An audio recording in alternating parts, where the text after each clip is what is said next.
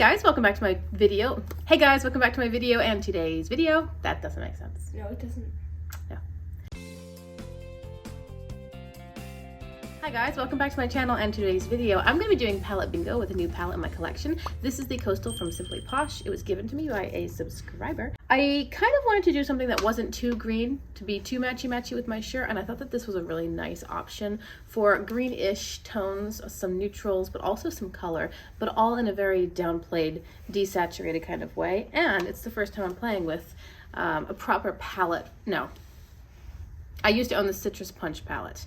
It's the first time I'm playing with the newest formulation in a Simply Posh palette. I bought most of these shimmers with the Black Friday sales that they had, and then I subsequently gave most of the shimmers to my daughter because then somebody gave me the palette and I didn't need duplicates.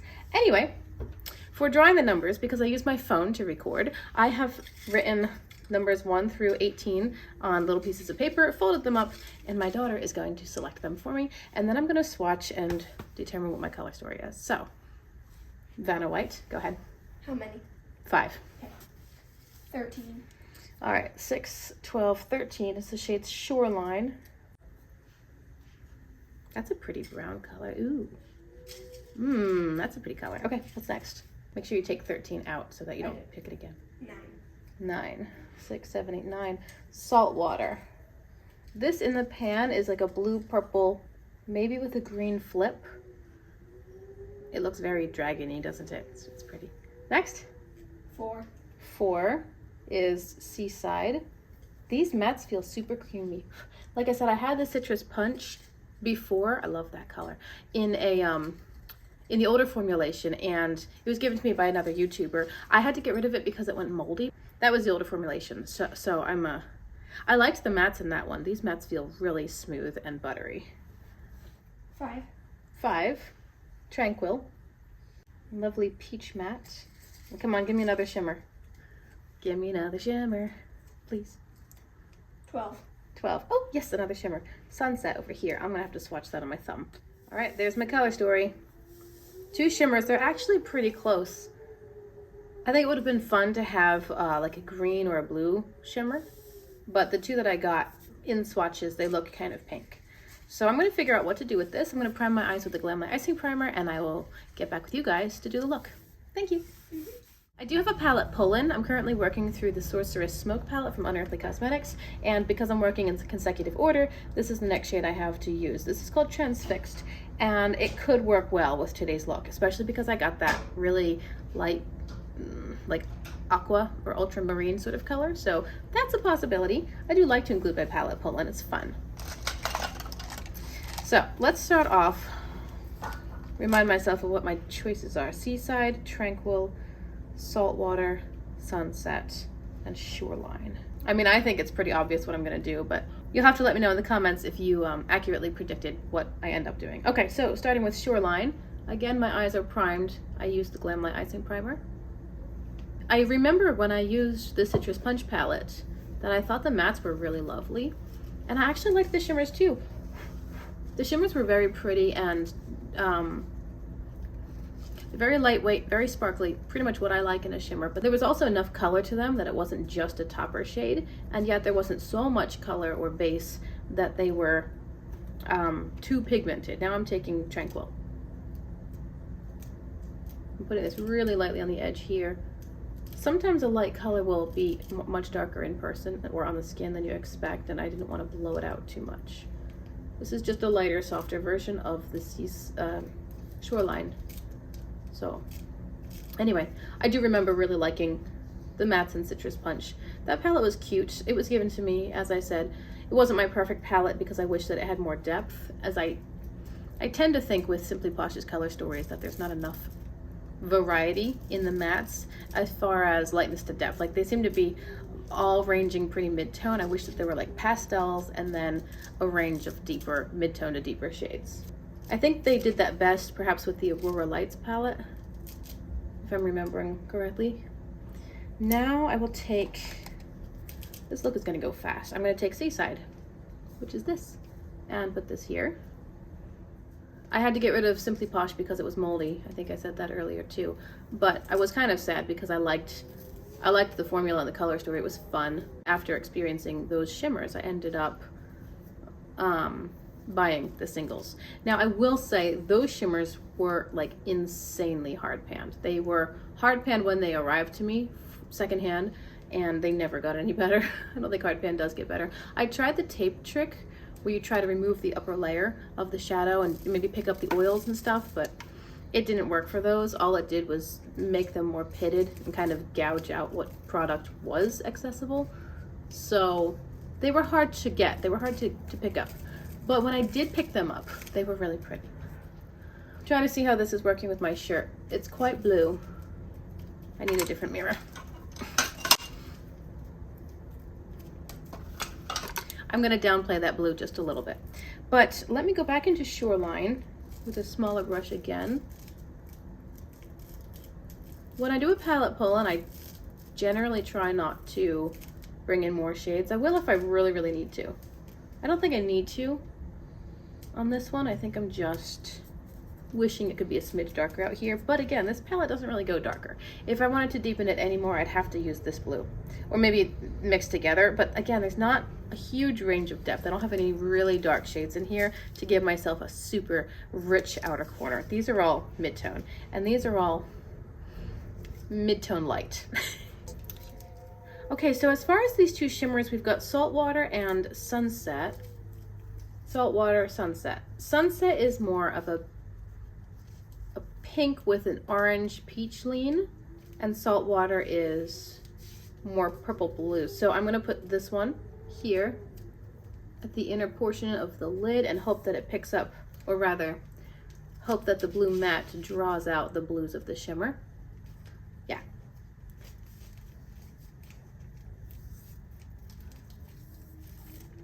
And now with Sunset, I'll put that on the center of the lid space, because then the undertones of the pink and orange are gonna work into the brown matte that I laid down.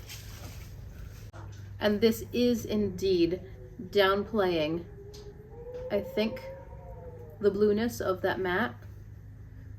It's softening it a little bit and making it all feel more neutral, which works with the other tones, but it also works better with my shirt. For the lower lash line, I'm gonna grab a smidge more Seaside just right here, and then pick up Tranquil. And this Tranquil shade is quite peachy orange. I guess it is pretty true to pan. It does look peachy orange in the pan as well. Again, a grounding effect for the more whimsical tones up here. I'm wiping off this brush, and I'm just gonna sort of scuff it up a little bit down here to soften out the edges. And now here's my palette pull-in, transfixed. What should I do with this? This is a green-yellow shift. If I put it on top, like in the center of the lid, I think it's gonna cover a lot of the pinky purple tones, which I like, but also which specifically are dragging into the brown, which drags into my shirt. This does have a yellow undertone, which would then work with the brown and work with my shirt, but it's also gonna conceal a lot of what's happening already. And I kind of like the way that that's playing. So I think what I'll do, this is my standard, I don't have a better plan. I'm gonna take that shade and put it on a small blending brush. This is quite small. I'll just load it up nicely, probably spray it with setting spray because I want it to be contained and not drop onto my face.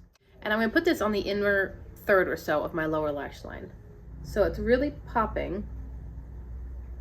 I'm also gonna put it on my inner corner a little bit with that blue foundation. Again, it's really popping. It's helping tame the blue a little bit, make it a little more grounded and less pool blue, which I don't think is working great with my shirt. So this is helping that. And it's brightening my inner corner in such a beautiful way. But now the undertones of that shimmer are working into, like the yellow undertones are working into the brown lower lash line and playing so nicely and so prettily. And I'm just gonna gently drag with a dry brush, drag those sparkles this direction. And that's it. I think that up here, I've got a bit of a blue cast maybe. I kind of want a skin tone matte to soften this area, but it's not too bad. I do have skin tone mattes. I could use a setting powder, or I could grab something. My BH Cosmetics Naughty palette has a shade that acts like an eraser on my skin tone for almost any other shadow, so I could grab that if I want to, but I think that just blending it a little bit is helping. And that's the whole look. So I will do the other side and be right back to show you the finished result. All right, here we go. This is the look now that it's done. I'll first tell you what I did to finish off, then I'll give you some final thoughts. In my waterline, I used Fade Away from ColourPop. It's a vintage gold shade, kind of metallic. I have mascara on. This is what a subscriber sent me. It's a new mascara. I threw away my old one finally because, you know, they say you should throw away mascara every, is it 3 months or 6 months? They do? They do, yeah. Oh, I did not know that. Because of the little mites that live on your eyelashes, they get onto the brush, they get into the mascara, and then they can populate and bacteria will grow. And well, I had noticed that my eyes were a lot more itchy lately, and I could attribute it to allergies, but I was thinking it might have been mascara because I'd had that tube for a little while. I don't throw mine away every 3 to 6 months. Mostly because I forget about it, but also I wish they sold mascara in smaller tubes, smaller packages, quantities, so that you would use most of it in a 3 to 6 month time span, and then you can throw away a pretty empty tube. I hate waste, but I thought maybe it was time to get rid of it. So I started a new one. This is from the La Cura brand, and it's the They're Brilliant, and a subscriber sent it to me saying it was her favorite. So anyway, I have been wearing on my lips this NYX Butter Gloss. I forget the shade this is. It's like a rich wine color. The label with the shade name peeled off, and I just can't seem to remember what it's called, but I didn't apply it really heavy. I just put a few little dots and then rubbed it in. As far as the eye look, I do think it's really pretty. I think that the colors together are beautiful. I don't think it's really working with my shirt. I might go change my shirt before a meeting later today, just because I feel like they're actually competing a little. And even though I tried my best to ground these shades, the pinky purple cotton candy-esque colors of the 2 shimmers I got are making it feel a little bit more whimsical, a little bit less grounded and more ethereal, kind of funky and fun.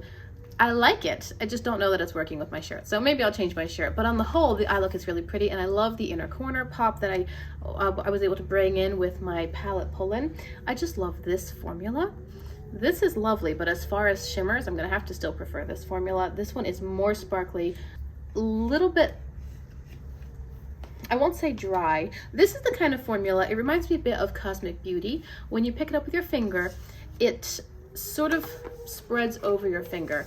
And it's not that it's hard to apply or hard to transfer onto the lid. It's just that it seems to coat the finger in a certain way. Like a film, maybe. Whereas the Unearthly Cosmetics formula, it feels a tiny bit drier. I guess drier might be the right word. Not crumbly or unpleasantly dry, just a little bit more movable, where when you pick it up with your finger, it wants to be transferred onto the lid instead of living and staying on your finger. I still got good results with this, and I can attest that the matte formula has been very nice. Really easy to work with so far. Again, this is first impression. There was a decent amount of kick up in all of the mattes that I used, but when you have white bases, that's pretty consistent.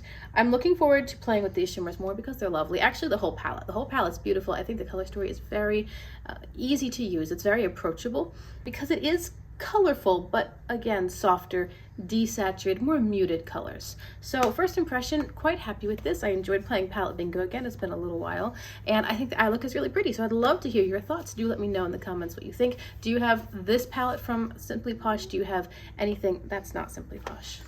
It was on the top of my pot. I was looking at the camera. Anyway, do you have this palette from Simply Posh? Do you have anything from Simply Posh? What do you think of them? Do you enjoy their formula? Do you have some of the old stuff and can directly compare to the new stuff? I'd like to know what the thoughts are as far as the comparisons between the what the newer formulation and if it's much better.